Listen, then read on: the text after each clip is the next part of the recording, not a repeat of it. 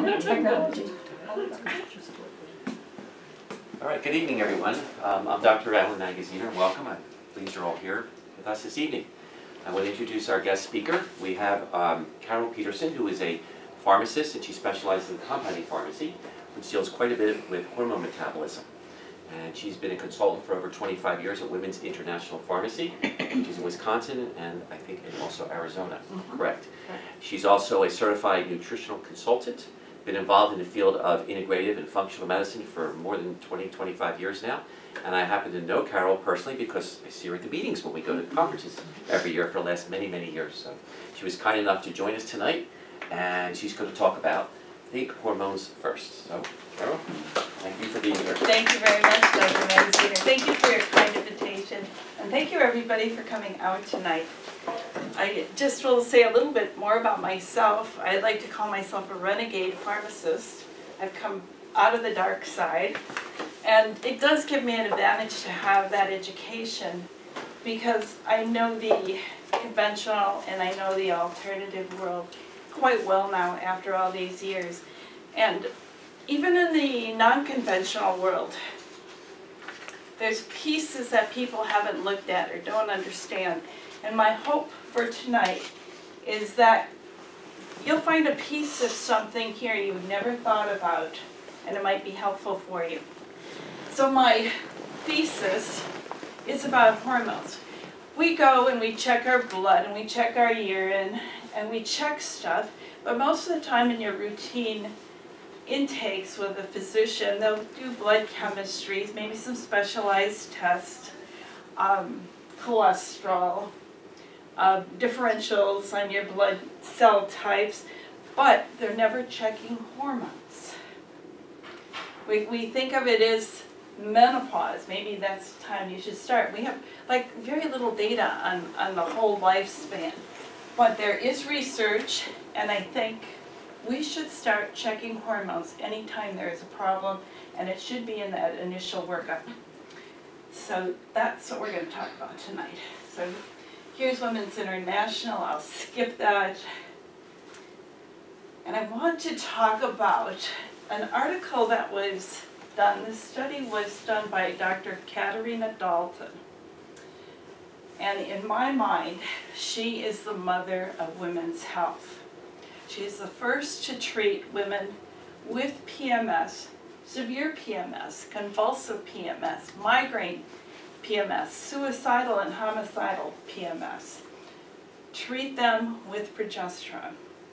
So an interesting thing happened. This was quite new at the time and still is relatively not known. She was worried about those women during their pregnancies. If they were low in progesterone or progesterone action every month, what will happen during the pregnancy when they really need progesterone to carry the child? So she did something unthinkable. She continued to give them progesterone for their whole pregnancy. And then she did something else. She went back and she looked at the kids. They were about in the area of 10 years old when she went back and checked again, and she found these kids had an intellectual advantage over their peers. Their brains were well nourished because of that extra progesterone. So first and foremost, right from birth. Dr. Mark Gordon's written a book. You'll find several books here, and I encourage you, if you're interested in that area, to read it. He does workshops about traumatic brain injury, and he specializes in traumatic brain injury that happens to vets. You know, they're wearing a helmet, they have a concussion, and they come back and they have PTSD and traumatic brain injury, and nobody is helping them.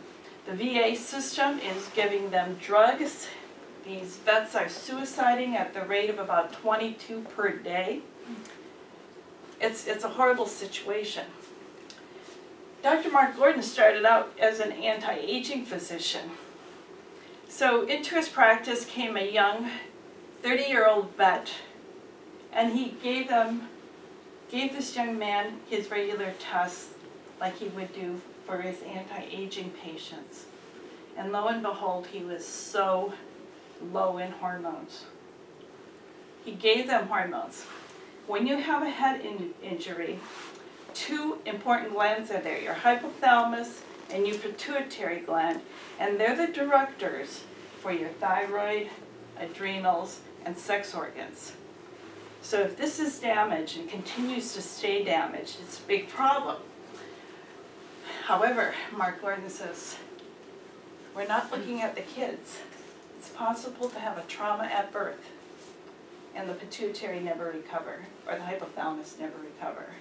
How many kids fall on their heads? How many kids are involved in games and sports and inadvertently in a car accident, and they have trouble from then on in, and we never check their hormones as a seed of the problem. So this was one of the first studies, and they did this with acute head injury using progesterone. And look at, this is a life or death situation. 50% of those that they expected to die recovered. I find myself recommending this book over and over again. And actually, just last week, I was able to have dinner with Dr. Michael Platt. I'm probably a one-woman fan club. He's written this book on adrenaline. It's an ignored hormone, but it's your flight and fright hormone. You know when you see a speaker moving around the stage like they're ready to run? Their adrenaline is up. Adrenaline also makes you extremely creative. Some people really like that hyped up feeling, or they'll go to extreme sports to grab that feeling. However, there is a situation where it's constant, unremitting, unrelenting. And guess who those people are? Those are the kids with ADD, ADHD. They're the bedwetters. They're autistic. The unrelenting adrenaline makes it impossible to relax, impossible to shut down. The natural hormone to balance that is, let's just go progesterone. There's also a blood sugar component of this. It's very important that you use carbohydrates that are the fibrous greens and things instead of simple carbohydrates, because those blood sugar swings will again cause more adrenaline. So if you had a kid who's really doing the ADD and ADHD thing, instead of drugging them for most of their life, progesterone's a possibility. And you'll see a recovery in probably a week with progesterone, as long as you do the diet as well. So let's go back to Dr. Katerina Dalton and her PMS. Women's International Pharmacy started doing large doses of progesterone for PMS. Way back, 1987, I think we started. And we still have not changed the environment. Look at the shading on the lady, where all the receptors for progesterone are. We still have 700,000 hysterectomies and oophorectomies done in this country every year. And we still have endocrinologists and gynecologists telling women with no uterus they don't need progesterone. What are we giving them? We're giving them drugs like Ativan, antidepressants, antipsychotics to do what progesterone would do. Notice how much is in the brain.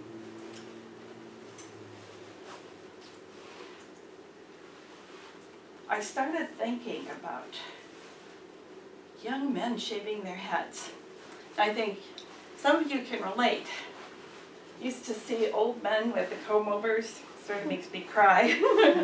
That's so sad. And they're trying so hard. But we don't see that anymore. What are we seeing? We're seeing very young men shaving their heads. And it's like an epidemic. Even the hairdressers know, because they're not going there. I went to a conference and somebody presented, based on this article, Men have PCOS too, polycystic ovary syndrome, just no ovaries. So it's insulin resistance and obesity, and the early onset of male pattern baldness is a big hallmark. That hallmark means that those young men are in big danger of developing prediabetes, diabetes, prostate enlargement, and prostate cancer. Yet they don't know. They just shave their heads and they go to the gym because they have high levels of testosterone, dihydrotestosterone. I bet you know some.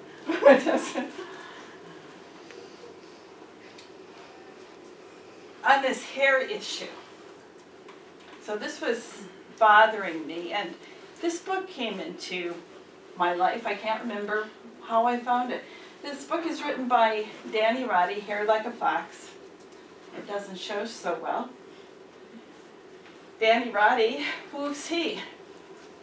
Famous scientist? No, he was a drummer for a rock band. So, got to play with some very famous people. But he also had a passion for keeping his hair. And people in his family were losing their hair. And his book is phenomenal. It's so loaded with references. But he said the theory that it's genetic and nothing you can do about keeping your hair, wrong. Wrong. He was able to show that doesn't hold up. We have another theory that somehow testosterone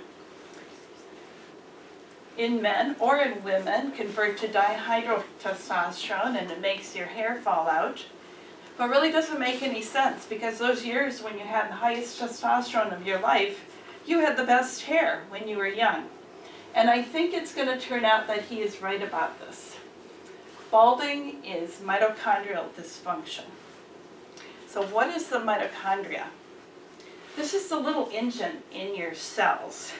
It makes every single cell in your body go. And what is it need to run efficiently and well? It needs thyroid. And it particularly needs active thyroid T3. So when you see somebody whose hair is falling out, those hair follicles on that head is like the canary in the coal mine.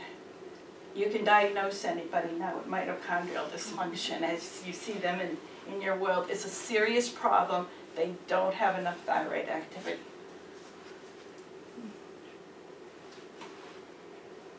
Pain. Who's ever heard of using hormones for pain? If you get a chance to, and we can forward these slides to everybody who's here if they want, Dr. Tennant, he's former president of the American Pain Association. He's written a lot. There's a lot of articles on his website about various hormones of pain. But there's a couple really interesting things I like about what he said. 2 hormones, pregnenolone and cortisol. If your pain relief is inadequate and you check those hormones, you'll see that they're either not good enough, or the case of cortisol can be too high or too low, pregnenolone too low. So if that's going on, you don't need to say on a number from 1 to 10 how bad your pain is. Your blood test would tell you whether your pain is bad or not. There's another interesting thing, is testosterone. Testosterone is very important, both in men and women. Testosterone production is interfered with when anyone takes an opium-related drug. The interference is back to the hypothalamus in the brain. You can't make testosterone. When your testosterone is low, you feel pain more. The lower it goes, the more opiates you've taken, the more you feel pain. So you can get out of this cycle by establishing that there's low testosterone levels there and replenish the testosterone. And there's a great deal problem with your testosterone being low because it's the hormone that's in charge of making every single protein in your body. So your immune system, your structure, every cell needs that testosterone signal. So growth, healing, and maintenance, all under the direction of testosterone. Here's another one, interesting hormone, human chorionic gonadotropin. Who's heard of the HCG diet here? Anybody? So do you do this, offer this? So this interesting hormone is related to 3 pituitary hormones that signal FSH, LH, and TSH that again signal your thyroid, adrenals, and sex organs. So when you do the HCG diet, you feel wonderful. You really do, because you're actually doing some hormone replenishment all the way down. But for somebody with pain and restoring some of that hormone function, this can be magic as a pain reliever. This study was just showing that people who were treated just with opiates normalized their cortisol. So this was successful treatment of pain. Pain relief was achieved, and cortisol came down. Hormones are so important. I've been talking about thyroid, adrenals, sex organs, but hormones are made throughout your body, and particularly in your brain. Independent of your sex organs, all of the steroid hormones, the sex hormones and adrenal hormones, are made right there. And strangely enough, it can be made in bigger amounts than your ovaries or testes would make, and your body uses them right there. So just to deviate from this a little bit, dry eyes has become epidemic. Age-related eye dryness. In the literature, if your doctor would care to look for it, estradiol, DHEA, testosterone, and progesterone have all been shown to help you make the fatty layer of tears. And this is really the cushioning part. All the tear formulas we give to people are watery, so they don't last very long, and they're not very cushioning. Dr. Jeffrey Dash worked with us on this. He's a physician from Florida, and we compounded some eye drops, and people didn't like it. It hurts. Their eyes already hurt, and the drops hurt. And so I said, why not put it just around the eyes, because you really don't need to get in the eye. You need to get into the blood system right around the eyes, for a bigger concentration of hormones right there. And so that's what we did. And it's been working beautifully. A doctor I ran into at a conference said, do you know that embryologically speaking, the eyelids are the same as the neocortex, the front part of your brain? And I go, oh, aha, maybe that's a window into treating your brain if you need more hormones. If there's a mental issue or a neurological issue, maybe this is the best place in your body to put it. So we were quite surprised. Dr. Dash has been measuring blood levels after his patients were using hormones on the eyes, and he got good blood levels with that. And so much so that we talked to one of his patients and said, how are your eyes doing? And she said, why are you asking me about my eyes? Well, you're using your hormones around your eyes like he likes to direct people to do. She goes, oh, he just told me to use it around my eyes. So this is really a fabulous place to put hormones. Very well absorbed. And you might get the neurosteroid effect. Nobody's done that study, I think. Are you familiar with ALS? This is a horrible disease. You end up losing more and more neurological function till you can even lose your ability to breathe. And why don't we pay attention to hormones when this is just getting started? In ALS, they found that there are fewer testosterone receptors in those patients. Well, testosterone receptors will disappear if there's no hormone to stimulate it to be there. Progesterone is great, as well as pregnenolone, for repairing neurons. In fact, the Schwann cells, a special nerve cell, produces it itself normally. So that can repair. Too much estrogen would be a problem in these patients, as it would be for almost anybody if you're out of balance. But that causes neuronal problems. So to have hormones back into balance might buy quality of life, might buy more, we don't know. Seizures. As I mentioned before, Katarina Dalton really focused in on the PMS seizures, and progesterone was excellent. But progesterone really could be used anytime for seizures. Androgens, those are hormones like DHEA, testosterone, dihydrotestosterone. That may work as well, but it can be converted to estrogen. All of testosterone ultimately can be converted in your body to estrogen. So making sure that it's getting converted correctly in a particular patient would make a difference. Autoimmune diseases. This is multiple sclerosis. This particular study is one that we participated in at Women's International Pharmacy. We provided the estriol. So this university called me and wanted to do this study for MS and wanted estriol. I thought progesterone. I mean, I just showed you about fixing nerve cells, right, with progesterone. Why would you want estriol? It's the estrogen that goes up very, very high during pregnancy. I thought they were going in the wrong direction, but I was wrong. They did this study, and they really went through a lot. They gave these patients with MS who had plaques in their head from the MS, gave them estriol, the plaques disappeared, and their symptoms improved. Took away the estriol, plaques reappeared. Once again, started the estriol, plaques disappeared again.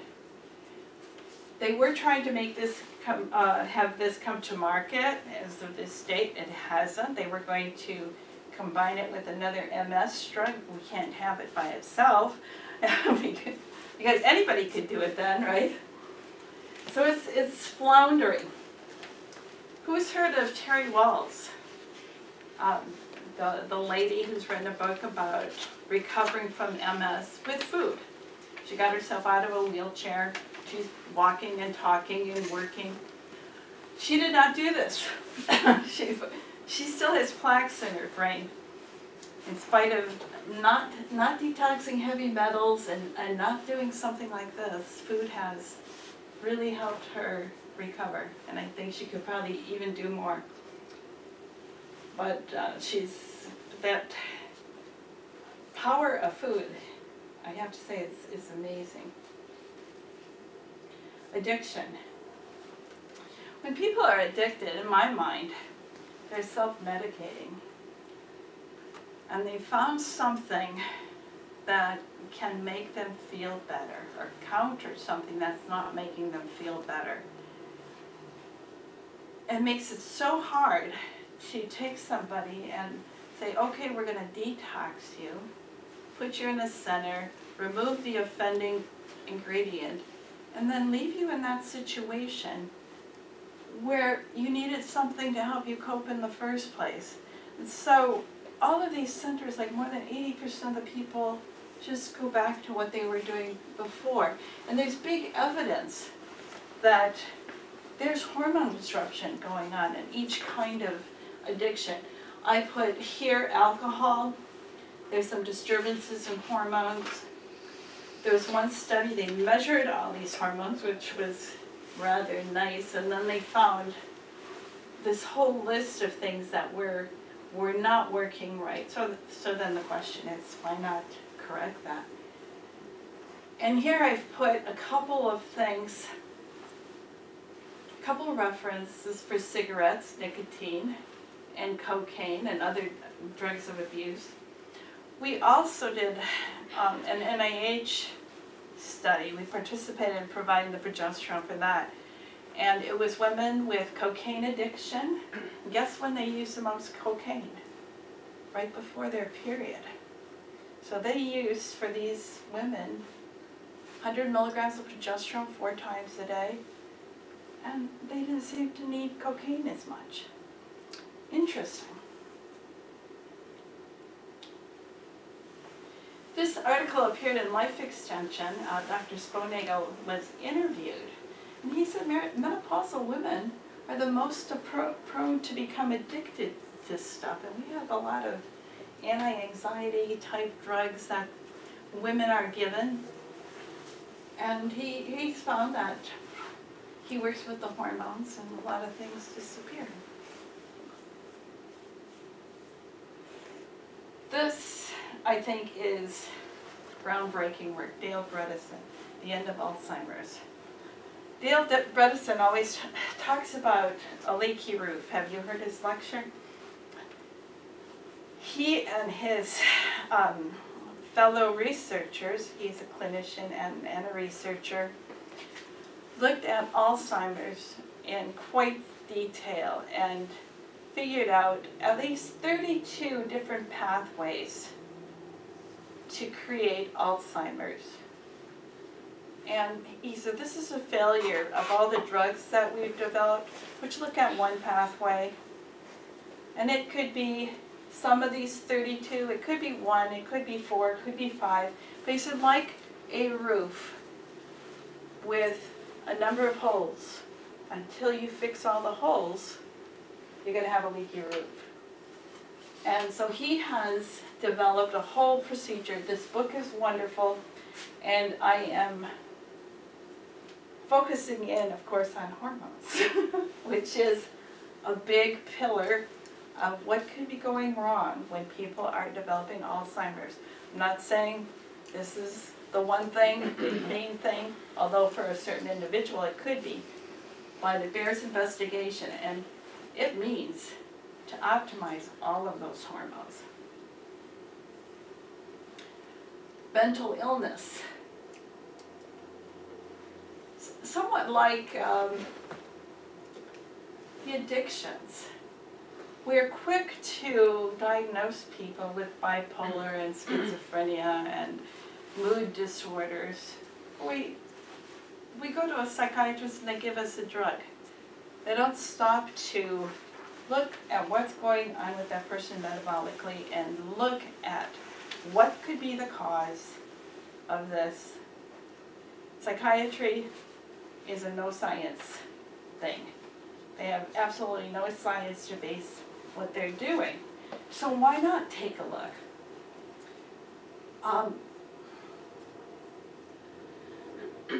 Sedative, anesthetic, anti-seizure properties are both important. Progesterone, that allopregnanolone is one of the most brain active hormones there is, and it's a direct metabolite of progesterone. So progesterone is really important. Clonazepam and olanzapine are drugs that have been used, and I don't really like to look at animal studies, but I found this interesting that in this rat study, these drugs actually elevated pregnenolone. Well, I don't know how it did. They didn't explain it, but it did. Lithium is often used for bipolar disease. And the allopregnanolone and pregnenolone were elevated in mice with given lithium. So why not use the hormones they were low on? So we had a instance of a woman from bipolar disease. My boss, Wally Simons, talked to a physician who had a daughter, 40 years of bipolar disease. And they determined to try to use progesterone for it, and they used 100 milligrams of progesterone 4 times a day, and all symptoms disappeared.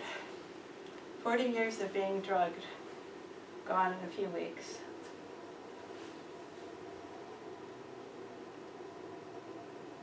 Fluoxetine,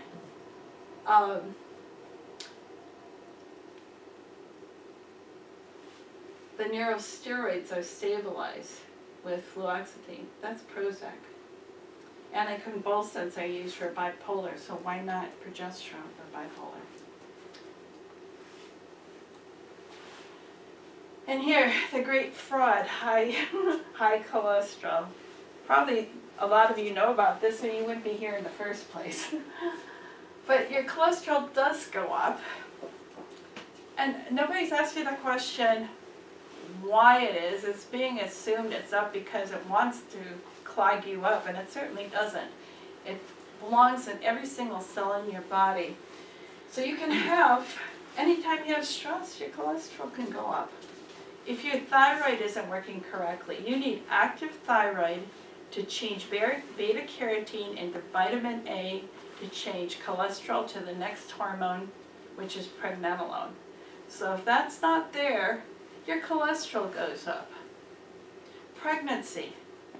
They don't really measure cholesterol in pregnant women, because how would they validate that this woman's got such high cholesterol and you're not going to treat it? In fact, it's the worst thing you could do, because she's making a new body. She needs all that cholesterol to make cells for that new body she's growing. Oral contraceptives also raise cholesterol. And cell walls. Anytime your body's damaged, you need to raise your cholesterol to do some repair work on your cells. Do we think about that? No, we think you're going to have a heart attack. So this is hypothyroidism, the unsuspected illness. One of the first books I read when I left the dark side, it was mind-boggling. But Dr. Broda Barnes was saying cholesterol levels, high cholesterol, is a better indicator for low thyroid than any thyroid test.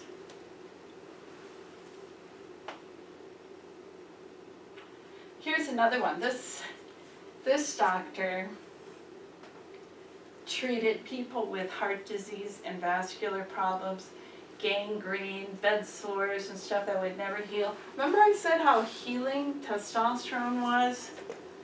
Well, he found when he gave people these great big doses of testosterone and incidentally saved them their hearts, rebuilt their hearts, saved their limbs, their cholesterol would come down.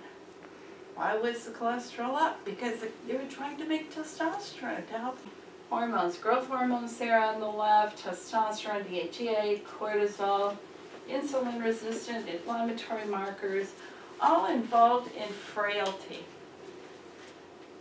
How many people have you known in your life that as they get older, you can almost see them wither and shrink? Their muscle mass declines, they're less vital, they injure more easily. And look at this. I love this picture. So on the right, sarcopenia, frailty of age. On the left, normal. Now what if the guy on the right happened to be 30 years old? Won't we do something about it? And we could, and we should. We should be looking at hormones and at least restoring some hormones.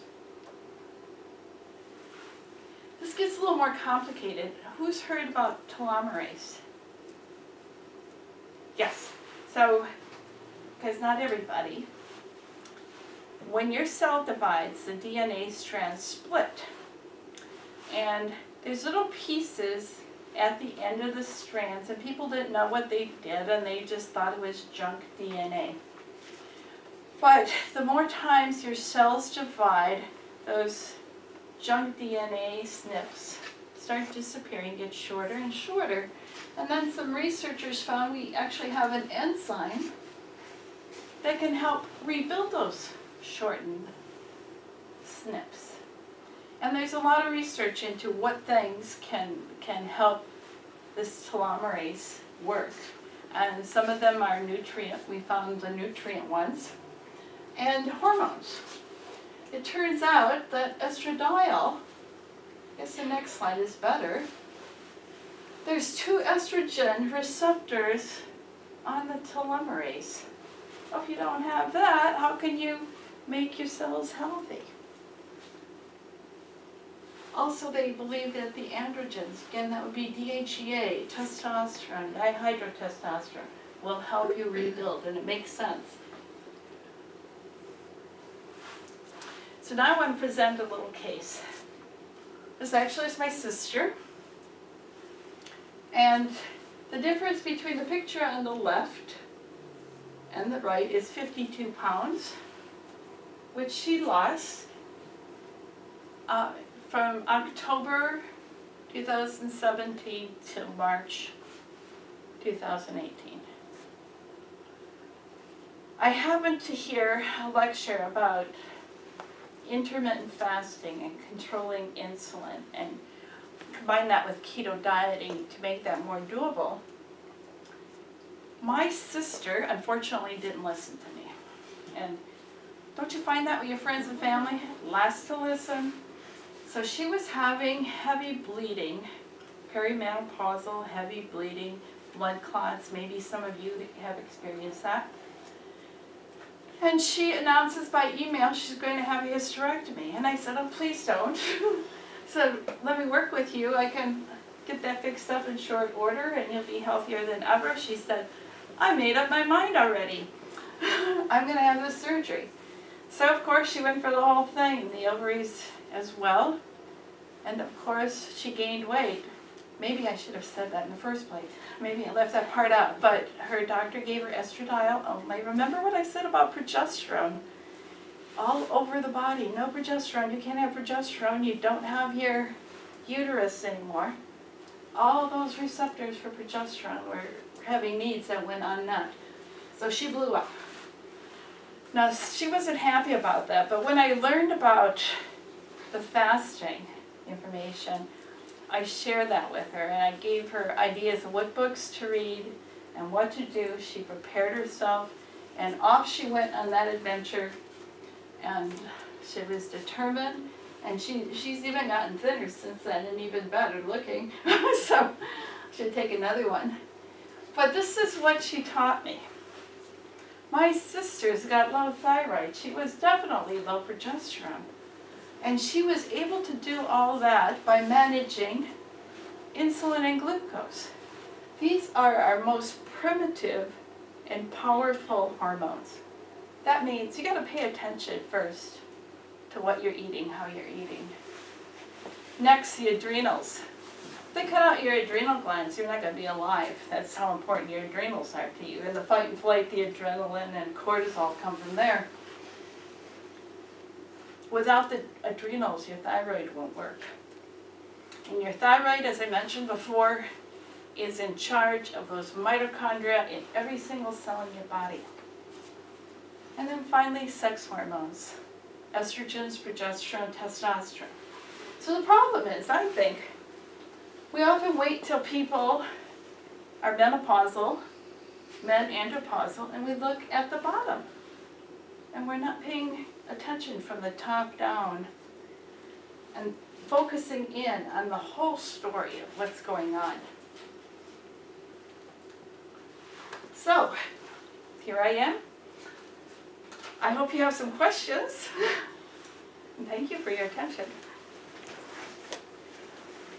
Carol, when you're talking about hormones, I'm assuming you're meaning bioidentical through all of this? And are all of these tests specifically stating that they're bioidentical Yes. versus synthetic versus... Yes, 100% yes. Have they done some of the similar testing with synthetic versus bioidentical to see what the differences are if they go that direction? There are some comparison things, but as you might predict, you don't get the results unless you have the real hormone.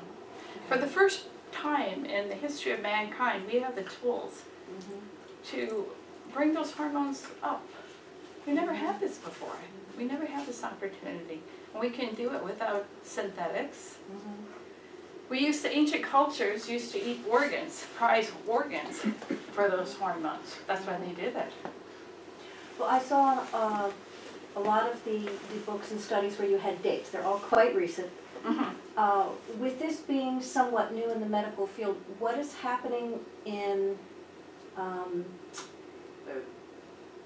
medical education for doctors? Are any of that feeding back into education for them as standards? I mean, how do things go from, here's a journal article and we're getting a little more support for each test that's going on, and how does it flow into the general population? It's happening.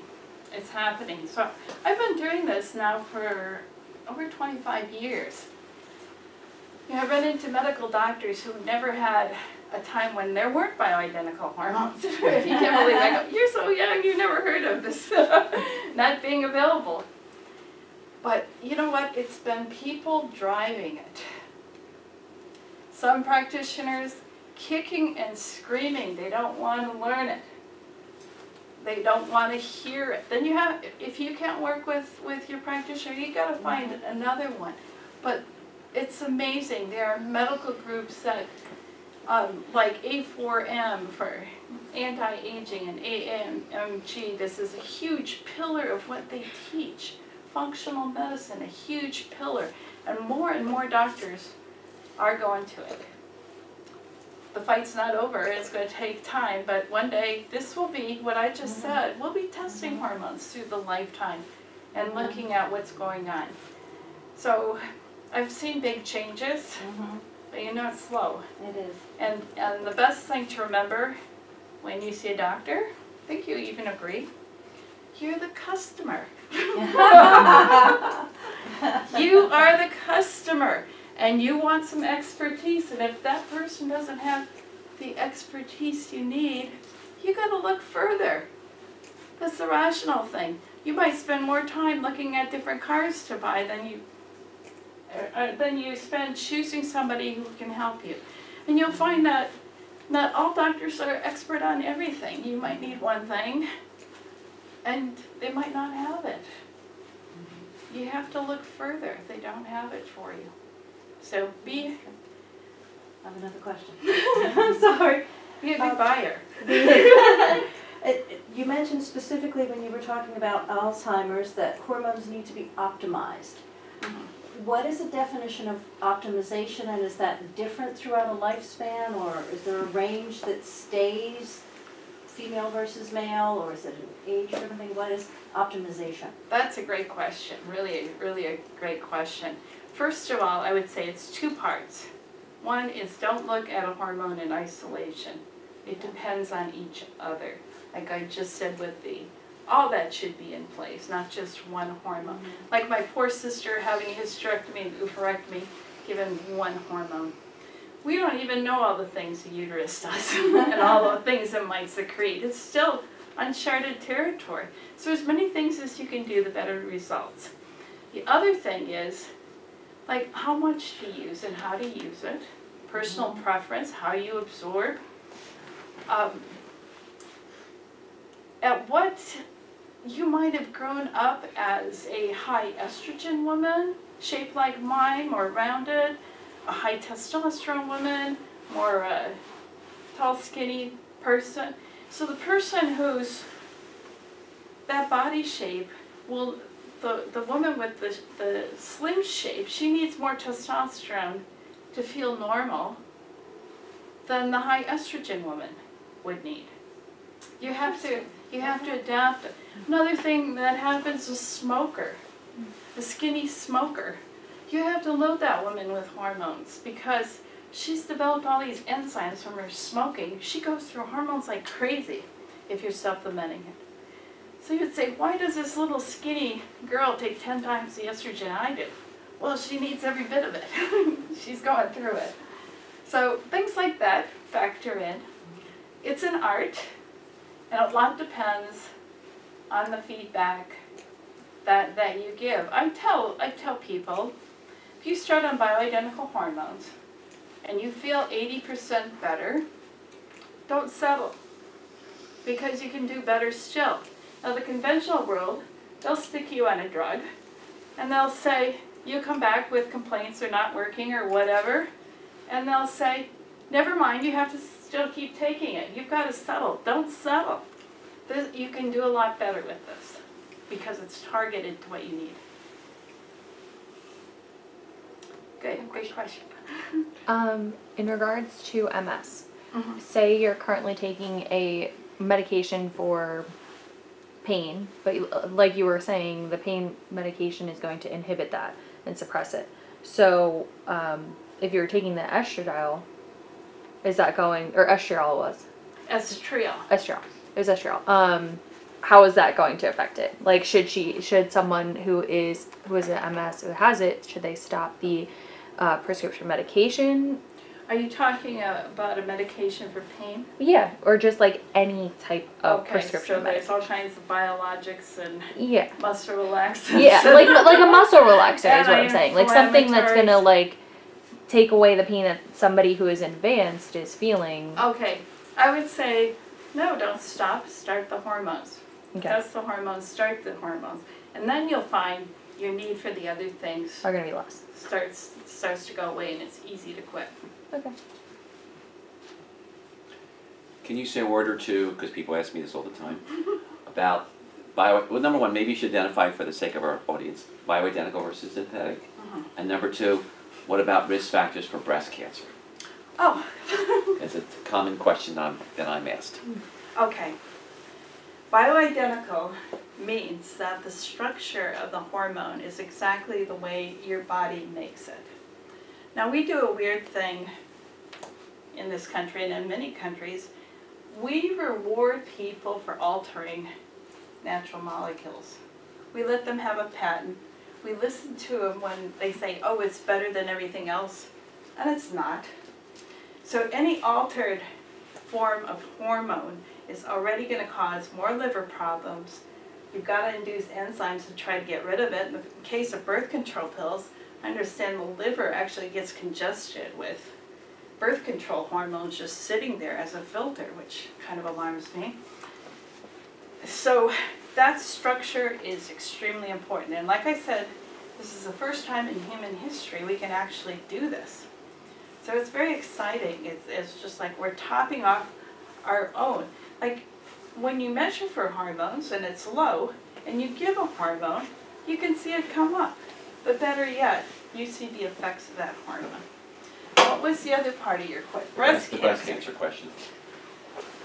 There's a lovely book written by, strangely enough, a mathematician, Ed Friedman, out of the University of Chicago. And he's written about receptors. What happens with the estrogen receptors in breast cancer and prostate cancer? Those two cancers are heavily related. And it depends on the type of receptor you have, the type of estrogen you have, and the type of progesterone, and the type of the testosterone.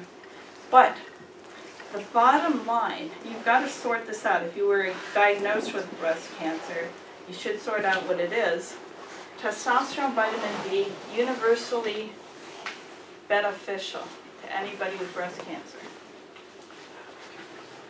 Will you start a breast cancer because you're using these hormones? Probably not. It's starting to show that breast cancer is coming down. Practitioners who use a lot of hormones in their office are seeing fewer and fewer cases of breast cancer. The bigger population study on this is yet to be done, so I can't answer that. Would you say that's true in patients who see you and I hormones? think there's much less breast cancer. Most of the work has shown that there's less breast cancer in people using bioidentical hormones. I used to collect a few cases. We have people call us and say, well, they've got to stop all hormones because they have breast cancer, and that's not a true thing, but doctors don't know. One woman actually had no progesterone receptors. Genetically, she had no way to dampen down the estrogen effect. Another woman was a hairdresser. And so she was constantly using chemicals, dyeing people's hair, and she had only been using a small amount of progesterone. So progesterone possibly would have helped her, but she wasn't using nearly enough to be protective. And it was actually a more toxic thing, and things like that happen. Also know of one very rich lady. She went to Sloan Kettering, and I talked to her many times, and she used large amounts of progesterone because her breasts were hurting her. And they told her at Sloan Kettering, and she had biopsies done like 3 times, that she had breast cancer. And David Zava from ZRT Lab used to do research of breast cancer. And I called him to consult with her, and she actually had 3 separate biopsies, and it showed that as she was using the higher dose of progesterone, the breast cancer cells were differentiating. That means they're becoming normal cells. But Sloan Kettering convinced her she needed to have a mastectomy. And then she gave them $5 million for their hospital. David Zava and I got nothing. Any additional questions this evening? Yes. What about the incidence of blood clots? When you see That, increase with birth control pills? yes, very common with synthetics, common if there's way too much estrogen activity unbalanced. If there's too much estrogen activity, 2 things need to happen. Either get it balanced with progesterone, or your own estrogen can build up. There's several mechanisms, and working with somebody nutritionally will bring it down. The risk goes down to nada. But something to be aware of. Plus, it's more likely with oral estrogen, especially oral estradiol, compared to a topical form. So oral estrogens and synthetics, there's a higher risk of blood clots, but you do not see that when you're using the bioidenticals, and you don't see it as much when using the topical forms. So this is like an orchestra. It's not, you know, black and white. This is an art, and you have to have a lot of experience, a lot of know-how, a lot of background information, a lot of seminars attended, because you have to get all the different pieces in place to really do the best for your patient. You know, everyone metabolizes these things a little bit differently, and then there's a dietary aspects. You know, it's very important that we clear the hormones from the body with detoxing type of vegetables and cruciferous vegetables and all types of things. I mean, even something like iodine is extremely important to shunt the estrogen into a less potentially troublesome direction. And so there's a lot of different what's called cofactors that can play a very important role when people are utilizing hormones in general. And you mentioned vitamin D. We find that probably 80% of our population is either low or suboptimal in vitamin D. Vitamin D, people don't realize, is so important because it modulates over 2,000 genes in the body, many of which are anti-cancer genes. So you mentioned the breast cancer issue. I mean, we see most of our breast cancer patients have suboptimal or low vitamin D. And we try to bring it up significantly because that's much more protective. So, any other questions? Oh, yes. But a family doctor, which I've had in the past, will say, oh, 30, your level 30 is normal, within normal. Right. And my argument was that that's a low normal. Right. What should be the optimal level, and also the link between osteoporosis and bioidentical. That was my question also. Oh, that was mine. Okay. Well, that's really great. Progesterone, testosterone, estradiol, your bones need them all. So think what happens to the poor woman with the hysterectomy only getting 1 hormone. No testosterone to help you rebuild. Progesterone also helps you rebuild, so it's huge.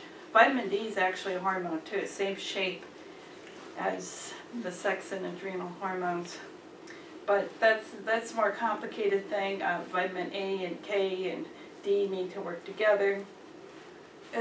It's an orchestra, but definitely, just like the sarcopenia, we're talking about the age-related loss of muscle mass. Osteoporosis is also loss of bone mass and subject to all those hormones as well. So let me just pick up on her comment about, Okay. about the vitamin D being 30. Yeah. So I talk about this every day to patients. So the average, the range for vitamin D in this country is about 30 to 100. And if someone's 30, 31, 32, most of their doctors tell them, oh, you're fine, you're in the normal range. But the problem is you're not in an optimal range. So there's a very big difference between, quote, the normal range and what's more optimal.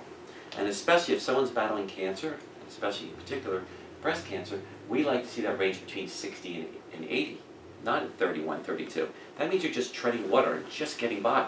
Well, that's not going to help you fight an illness. So most doctors don't look at lab work as far as optimal versus just kind of getting by. And we really have to optimize the health of the patients. Yes. Are there side effects if they get, you know, to vitamin D if you're at 70 or 80? Like, because I always read, like, you take too much vitamin D. So you can take too much of anything, by the way, including air, including water. And believe it or not, when I was a medical student, we had a patient that had a mental illness, and he would just drink water as much as he could. He would just drink all day long, to the point where he was drinking out of the toilet at one point. They had to shut down the plumbing in his room. So, because if you drink too much water, you can develop psychosis and neurologic, you can go into a coma if you drink too much water, believe it or not. But I've been talking about, you know, gallons and gallons and gallons a day. Nobody would do that, who's thinking clearly. But anyhow, my point is, so vitamin D is extremely safe overall. And if your levels are 60 to 80 or somewhere in that range, usually it's extremely safe. And usually you won't have any troubles in those ranges. But everything does have a degree of safety, everything in life. Even air, we're breathing 21% oxygen. If we would breathe 100% oxygen every single day, all day long, we would be in trouble. But it doesn't mean that air is dangerous. Everything has a balance. Are there any resources that, that you would recommend as far as getting a lot of information about specifically nutrition and your hormones? Like how to really apply that practically to... Oh, what a great question. I wish I could say one place. I know you and we've accumulated this right. for I mean, I have back decades. I'm back to you. I have 700 books right there. Some of which are on hormones. Nutrition. But yeah, exactly. I mean, Suzanne Summers, for example, wrote a book. You have to write this book. Yeah, really. Suzanne Summers wrote a very good book on hormones. She's written a few, but she wrote one where she interviews different doctors and gets their opinion on how to handle things in which one was specifically. I mean, she wrote one, Ageless is another one, more on hormones. But I don't have it in front of me. But there are several different books out there. Yeah, and really address what you eat specifically. Well, as far as, because that... And if I can put a little plug for Women's International, I also write and edit our newsletter, and we have tons in the archives, and when there is some of that interface with hormones and nutrients, we may include it in the article. Right. And that's free, am I right? It's free to the free. public? Yeah. Okay. They're fabulous. I actually use them in my patient care. Okay. They're very, very good. So you just go online. Yes, I was just wondering, what is the difference between the wild yam bioidentical supplement that is inserted in the hip, you know what I'm talking about, versus a topical cream, you know? Okay, wild yam actually has a steroid in it, and it can be the basis for creating hormones. So it's really semi-synthetic. You take that steroid, it's a 5-ring or 4-ring molecule, and you put other things on it. And when you do that, you can create bioidentical hormones, or you can create all the synthetics are created from that process, the general process. However, this is what gobsmacked me one day. You all know ginseng. I was talking to a vendor, and they had a fermented red ginseng, and he wanted to show me the structures. What were they? They were that same structure. And those kind of herbs are adaptogen. They perform a function because they've got part of the right structure. So wild yam, yes, would do it. It wouldn't do it quite the same as a real hormone would, but it's got quite a lot of activity that's similar to hydrocortisone if you were to use just that. And it's in the plant world all over the place. If you ever see an ingredient that says oside, like ginsenoside, that means it's one of those adaptogen steroids like your sex and adrenal hormones. So I went for 20 years without figuring that out. So is it more safe to use the inserted wild yam pellets, or is it Oh, better that's- to use the cream? Okay, that's not gonna be a pellet. The only Okay. pellets we're inserting right now are estradiol and testosterone. Okay. That's a real hormone. Okay. And in the cream, you can put the same hormones. But they're not, nothing else from the plant. You've just taken out this one piece, changed it into the hormone you want, and that's what you're using. So the cream is more desirable? It depends on the patient and what you need to do with the patient. So, cream will be partially absorbed. You stick something inside your body, either injection or a pellet, you know that's 100% absorbed. So pluses and minuses for each kind of dosage form. Any other questions? All right, well with that, I want to thank Carol very much for coming in and giving us a wonderful Thank you. talk tonight. Thank you for your Big time. hand applause. This is a great old book. Here's one about aging. I like this chart only because it tells you how many